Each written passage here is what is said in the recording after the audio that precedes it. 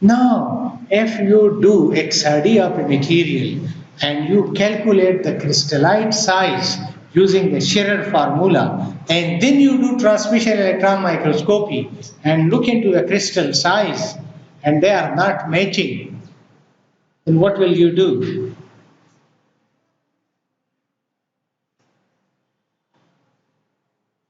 There is either error in your electron microscopy data or in XRD data.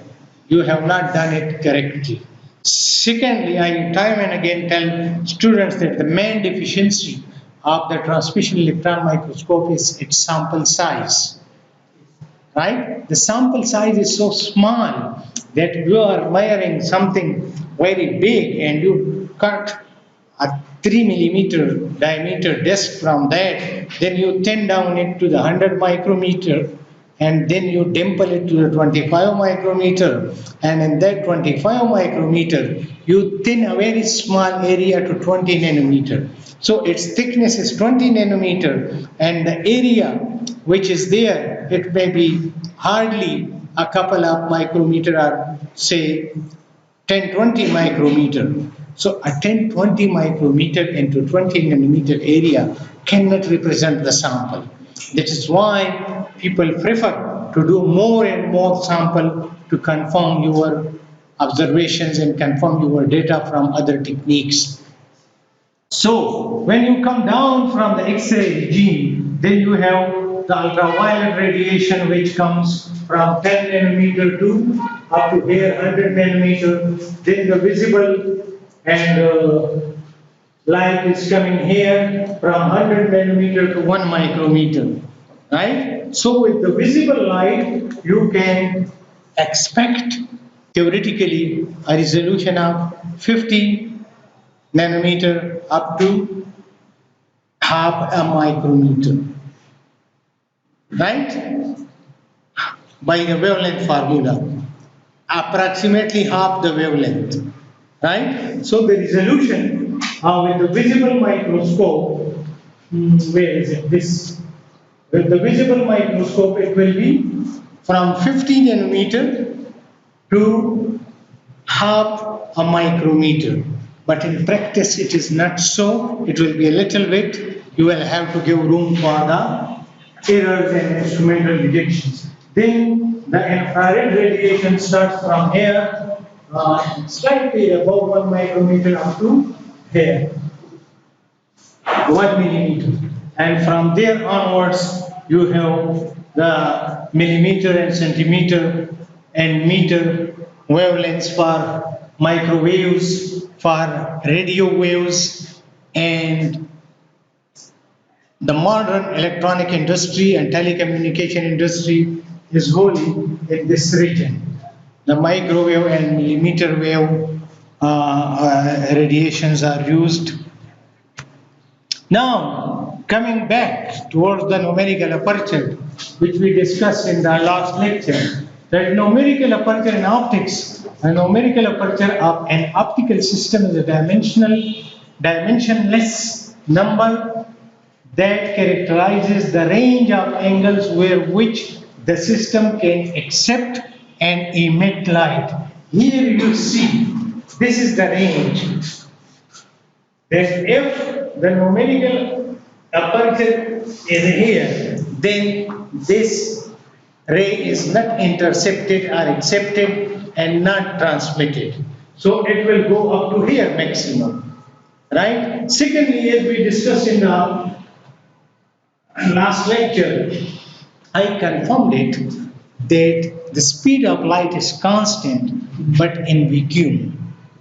And mostly the astronomers are working in the upper atmospheric studies, and they are not coming across such medium which can change the speed of light.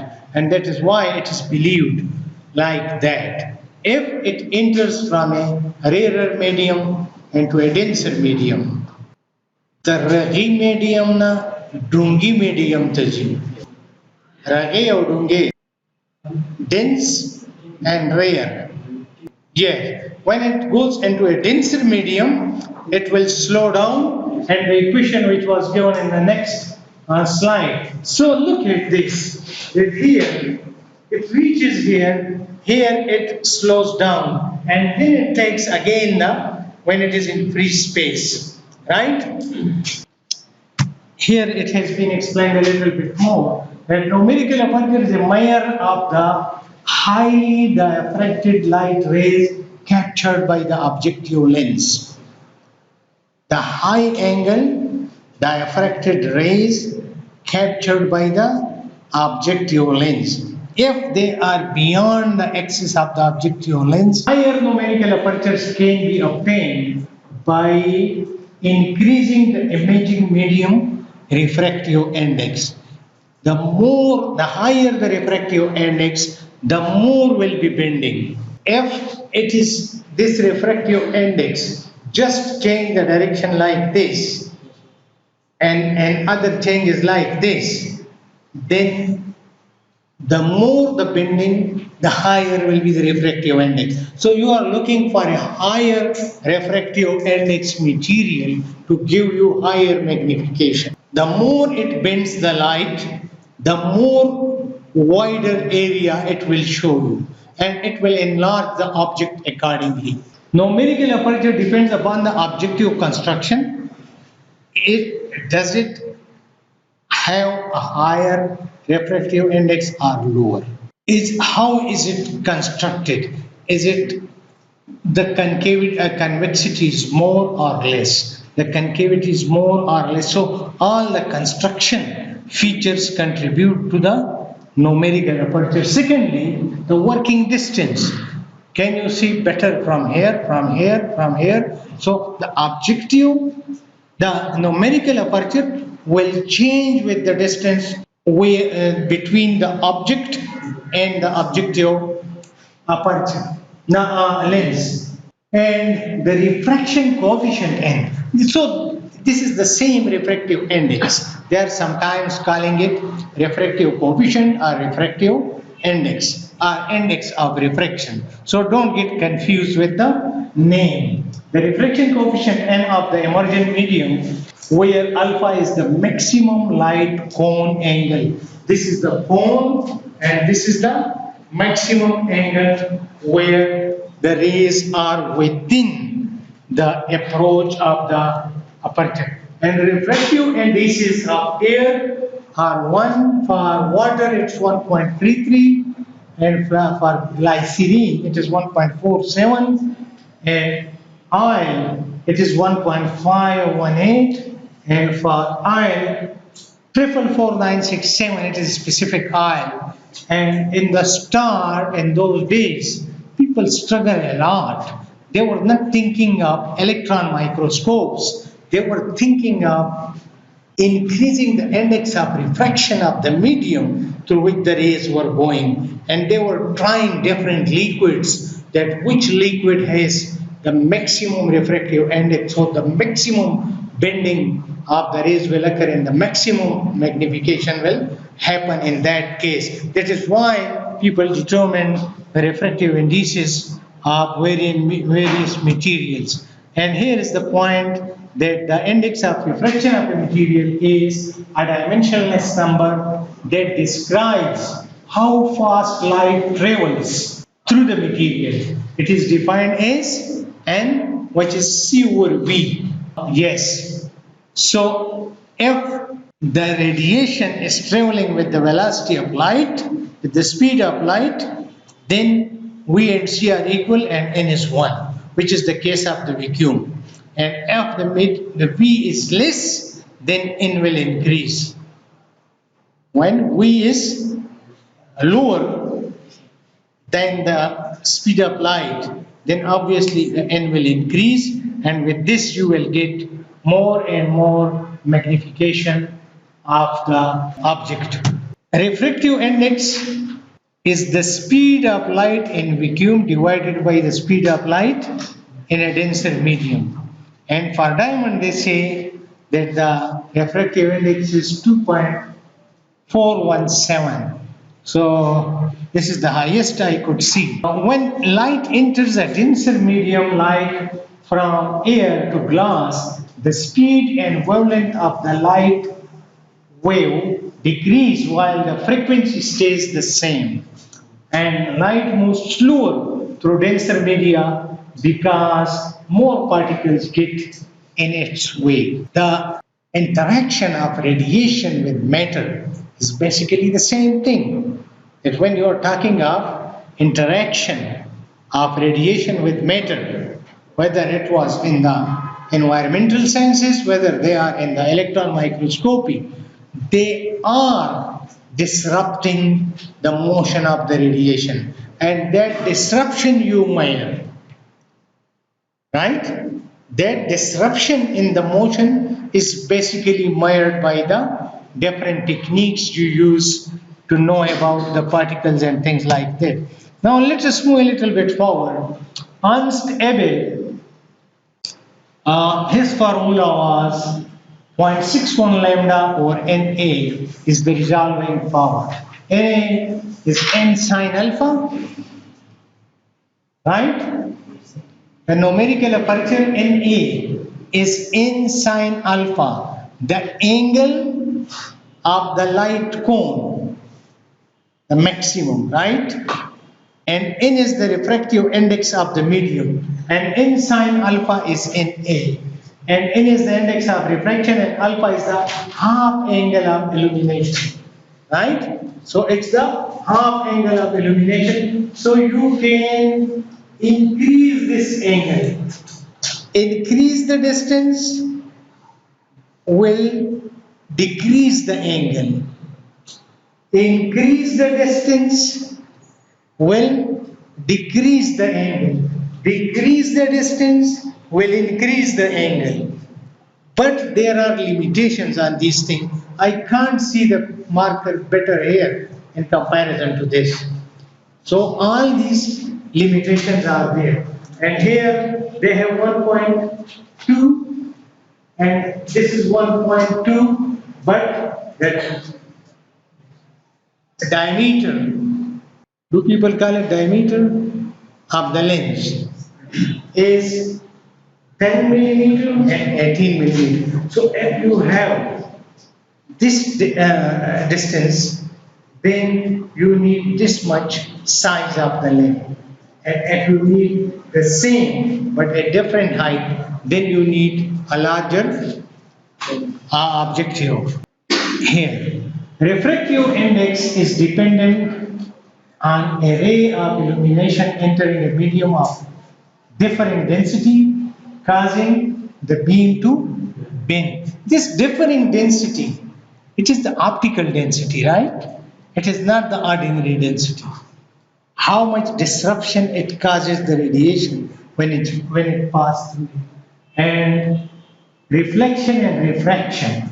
Just these are for your common visualization, that how you visualize things in vacuum environment of an electron microscope.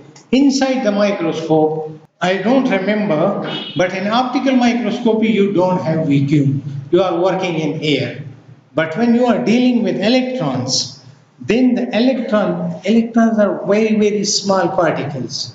And a little bit electromagnetic happening around can divert, can change the path of the electrons. So you need extremely high vacuum so that there is no disruption in the path of the electron. The sample is clean, the microscope column in which all the setup is built in must be very, very clean. And their vacuum is 10 power minus 7 torrs or 10 power minus 6 pascals, right? That is the vacuum level for an electron microscope. And if a train is passing by, the electromagnetic field, when it is electric train, right? The electromagnetic field disrupts the electron beam in the microscope. If you are working in the lab and a train nearby, so the small electromagnetic field may also affect it. But we sometimes observe it and sometimes not, depending upon our accuracy of measurement. So, in vacuum environment of an electron microscope, the index of refraction is 1, and therefore numerical aperture depends solely on the half angle of illumination. From where you are looking to the object, the distance, and that determines the angle. So this is the incident angle, this is the incident ray, this is the reflected ray, and this is the refracted ray, and this is the transmitted ray. Transmitted, refracted, reflected. We call in scanning electron microscope. In the microscope, basically, all the phenomena which occur because of the interaction of electron with matter occur there. All the phenomena because of the interaction of electron with the material occur there. But it depends upon your machine that what sort of facilities have you got to quantify or to carry forward that information. So, if an electron microscope has only a secondary electron detector, then your microscope will give you a simple image which will give you the morphological contrast, the grains, size, the depths and humps in the sample, those sorts of pores, cracks. So all the morphological features will be revealed by the secondary electron detector, because the secondary electron detector detects only the secondary electrons and take these electrons, transform these electrons into image, and you see the image because of them. If you have a backscattered electron detector in the same machine, then the backscattered electron will give you the compositional contrast.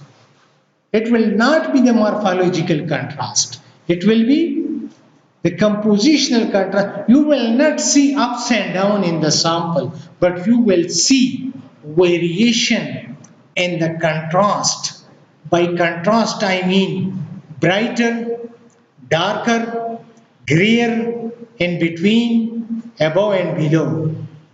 And morphological contrast means dip, hump, square, sphere, like those. Contrast, morphological or compositional. For example, if you have a heavy element and it backscatters more electrons, the more electron will illuminate the screen more.